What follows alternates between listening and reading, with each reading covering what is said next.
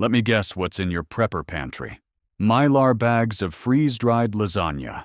A tactical flashlight that could signal the International Space Station. Water purification tablets bought 3 years ago, never tested. A bug-out bag stuffed with paracord, fire starters, and a knife collection that would make a mall ninja weep with joy. Cute. Also completely inadequate. What you've assembled isn't a survival strategy. It's disaster cosplay, the prepping equivalent of buying a gym membership in January and calling yourself an athlete. When the actual collapse comes, when the trucks stop rolling and the grid goes dark permanently, all that Instagram-ready gear becomes very expensive trash. February 2026 is your last rational window to position strategically before the cascade accelerates. I'll give you 20 items across 3 tiers, not a shopping list, a framework. Before I do, you need to understand why most stockpiling advice will get you killed. Here's what most preppers get catastrophically wrong about stockpiling.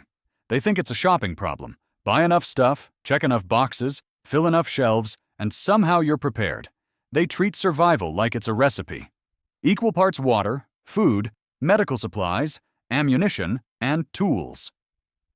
Mix thoroughly, store in basement, congratulations, you're a prepper. Wrong. Completely, dangerously wrong. Stockpiling isn't about equal distribution across categories. It's about tiered prioritization based on collapse timeline mathematics. You don't need the same investment in every category because you don't face every threat simultaneously. Threats arrive in waves. First wave kills you in days. Second wave kills you in months. Third wave determines whether you're rebuilding civilization or eating your neighbors. The framework has 3 tiers. Tier 1, immediate survival, 0 to 30 days. The basics that keep you breathing when the trucks stop rolling and the grid goes dark. Tier 2, infrastructure collapse, 30 to 365 days. The systems that keep you functional when municipal services never restart and supply chains stay broken. Tier 3, long-term sustainability, 1 year and beyond. The assets that transition you from consumption to production, from isolation to community value.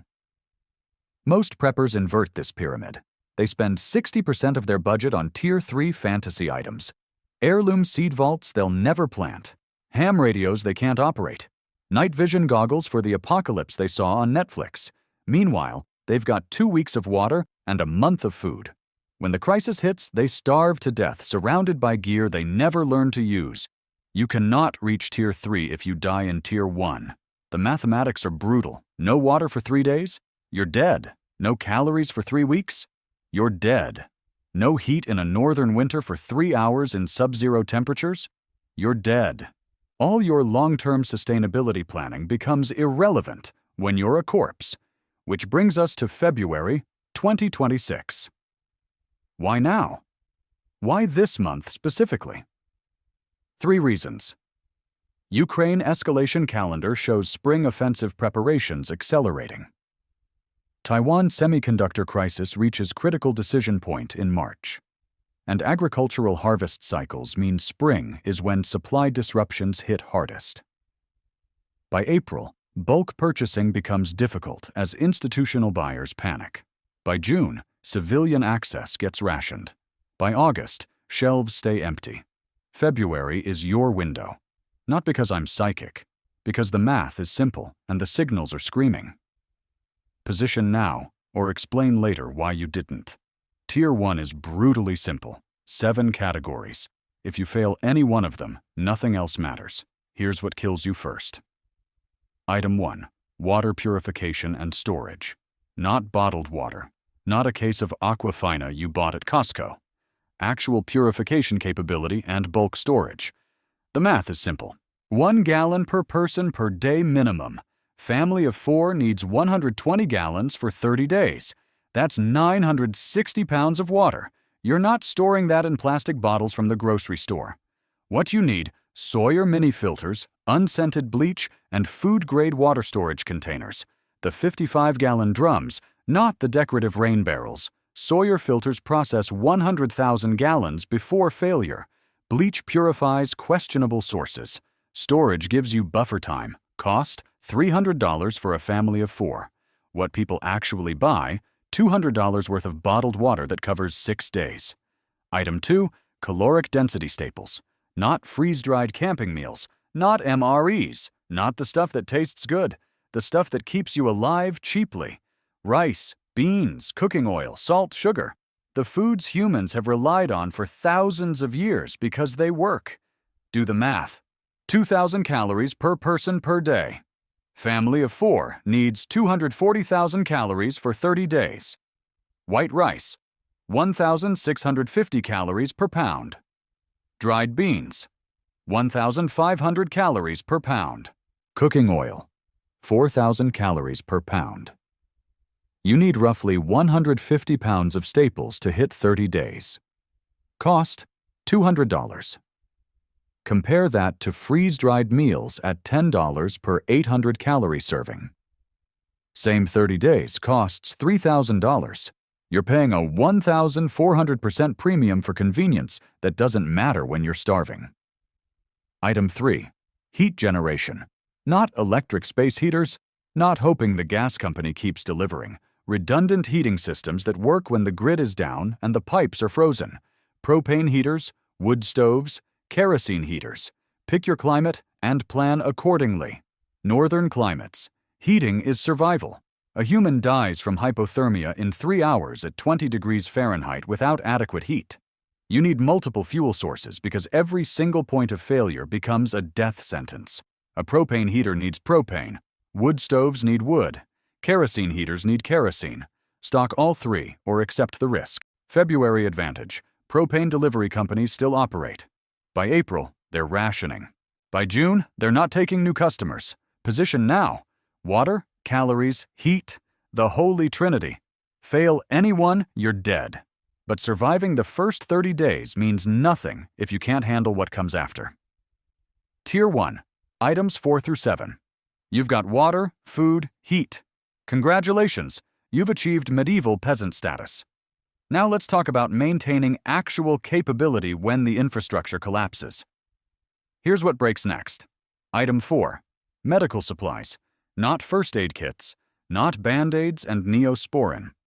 Actual medical capability for the injuries and infections that kill people when hospitals stop functioning. Antibiotics, trauma supplies, chronic medication stockpiles. The reality nobody wants to hear. In extended collapse scenarios, infections kill more people than violence.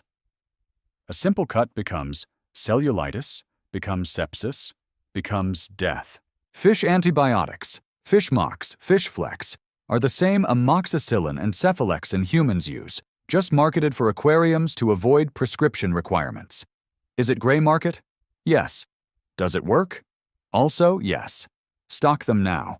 If you're on chronic medications, blood pressure, diabetes, thyroid, psychiatric, you need 90-day supplies minimum. Talk to your doctor about emergency stockpiles. Most will write prescriptions if you frame it honestly. The alternative is running out when pharmacies are closed and discovering exactly how bad withdrawal gets. Item 5. Lighting. LED headlamps with rechargeable batteries and solar chargers. Not candles, not lanterns. Not fire-based lighting that consumes oxygen and creates carbon monoxide poisoning risk in sealed spaces. The math. A quality LED headlamp runs 200 hours on one 18650 rechargeable battery. Solar panel charges 4 batteries per day. Total cost, $150. Total capability, indefinite lighting as long as the sun exists. Compare that to candles that burn for 8 hours and cost $2 each. You'd need 900 candles for 1 year of nightly lighting. The math isn't close. Item 6. Communication. Ham radio for receive, no AA weather radio for alerts, FRS walkie-talkies for local coordination, not smartphone charging solutions. The cell towers will be dark. Your iPhone becomes an expensive paperweight. Information is survival. Knowing a storm is coming, knowing which roads are blocked, knowing where refugee columns are moving, this determines whether you make good decisions or dead decisions. Ham radio receives without license. Transmit requires licensing, but that's a February problem you can solve now. Item 7. Defense capability. Firearms, ammunition, training. Not tactical gear.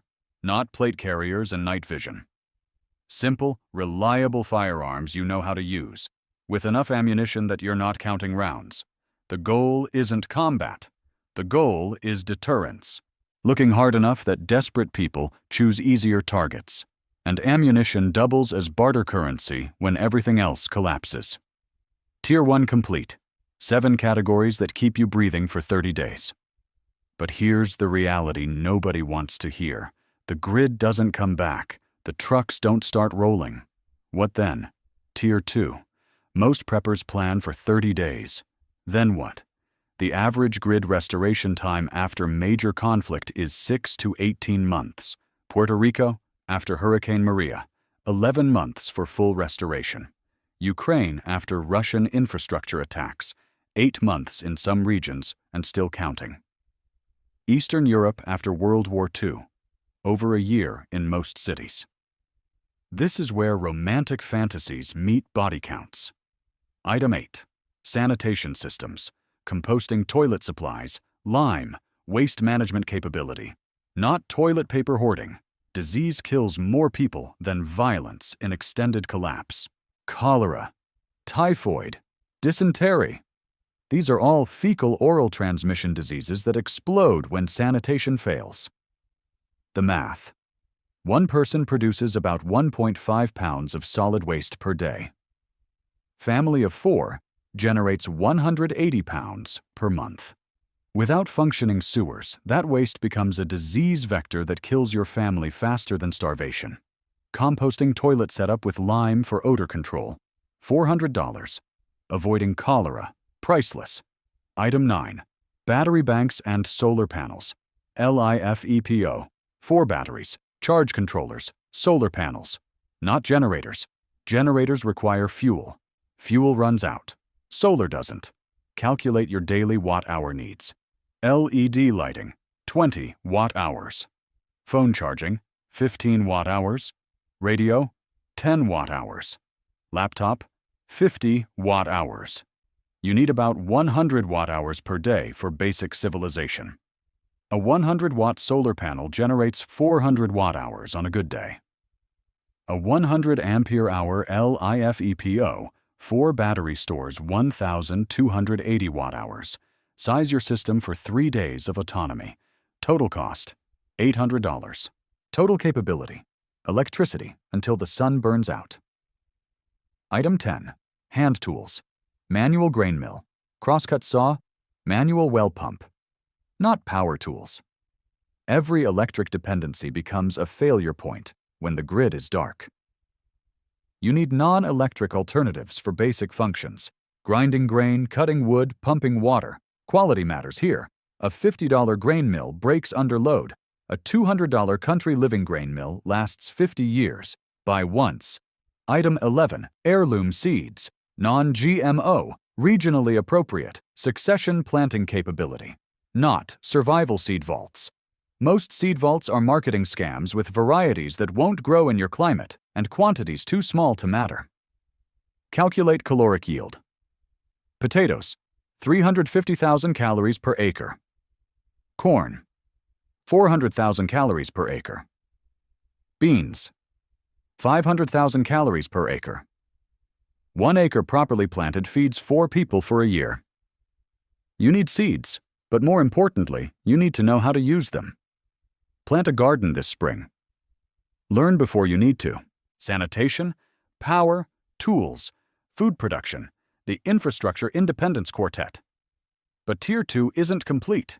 Items 12 through 14, the ones that separate survivors from warlords. You've got sanitation, power, tools, seeds. You're still vulnerable. Why? Fuel dependencies, medical emergencies, economic isolation. Here's how you build resilience into the system. Item 12. Fuel storage systems. Stabilized gasoline, diesel, propane tanks. Not jerry cans in the garage.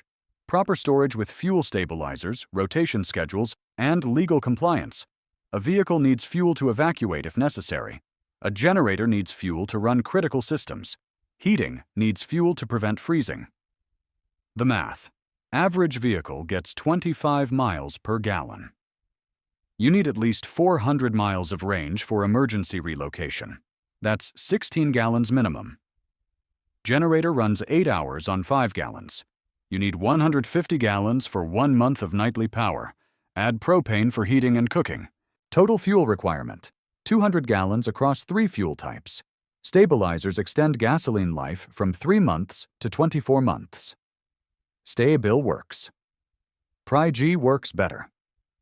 Rotate annually. Store legally. Most jurisdictions limit gasoline storage to 25 gallons residential. Propane has no limits. Plan accordingly. Item 13. Medication deep stocks. Chronic disease management, pain management, antibiotics beyond first aid. The uncomfortable reality: 40% of Americans take prescription medications daily. When pharmacies close and supply chains break, those people have weeks to live.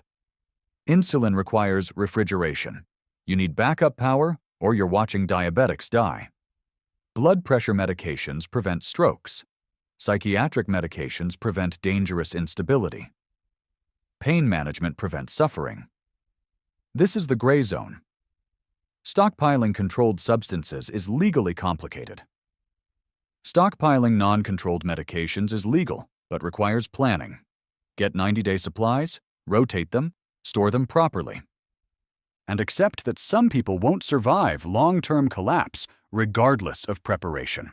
Item 14. Barter currency: alcohol, tobacco, ammunition, coffee, chocolate. Not silver coins, not gold. Actual trade goods that people want and can't produce themselves. In early collapse, precious metals are useless. Nobody trades food for silver when they're starving.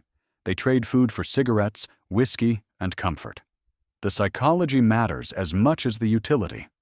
Tobacco is addictive. Alcohol provides escape. Coffee provides normalcy. Chocolate provides joy. These aren't luxuries. They're pressure valves that keep people from breaking. And in a barter economy, they're currency more reliable than paper. You can produce alcohol.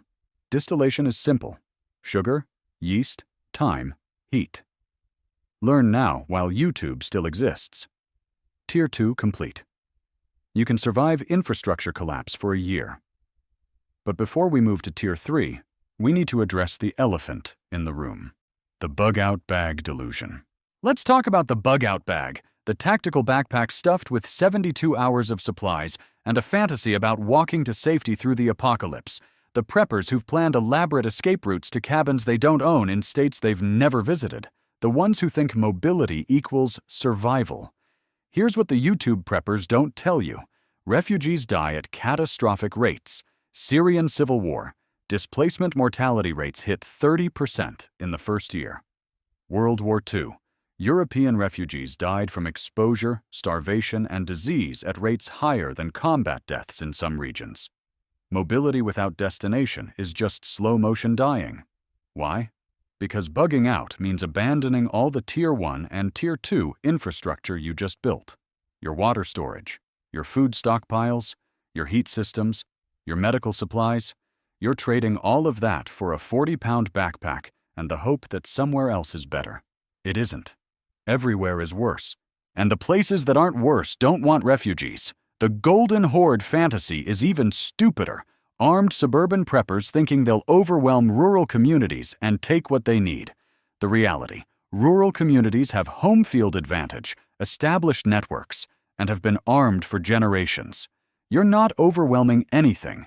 You're arriving exhausted, low on supplies, facing people who know the terrain and have nowhere else to go. A bug-out bag isn't a survival strategy. It's a very expensive way to die uncomfortable. Real evacuation scenarios, hurricanes, wildfires, have destinations: hotels, FEMA shelters, family in other states. Civilizational collapse evacuation has no destination. There's nowhere to evacuate to. You're not running, you're fortifying. Which brings us to Tier 3, the items that don't keep you alive next month, they keep civilization alive next decade. Items 15 through 20. You've survived. Now what? Tier 3 isn't about you. It's about what comes after. Item 15. Knowledge preservation. Printed technical manuals, medical references, agricultural guides. Not Kindle libraries. Digital storage fails. Hard drives corrupt. Tablets run out of battery. Paper lasts centuries. Where there is no doctor. The Encyclopedia of Country Living. Machinery repair manuals for your specific equipment. Buy them. Store them sealed. Item 16. Repair manuals. Vehicles, generators, tools, electronics. Step-by-step printed guides become currency when YouTube is gone. Haynes manuals, Chilton guides, equipment-specific service documentation. When you're the only person who can fix a generator, you're valuable. When you have the manual, you're irreplaceable. Item 17. Spare parts. Common failure components, universal fasteners, electrical components. Not complete backup systems. Belts, fuses, spark plugs, bearings. The small parts that break first and stop everything. A $5 belt keeps a $2,000 generator running. Plan accordingly. Item 18. Advanced hand tools.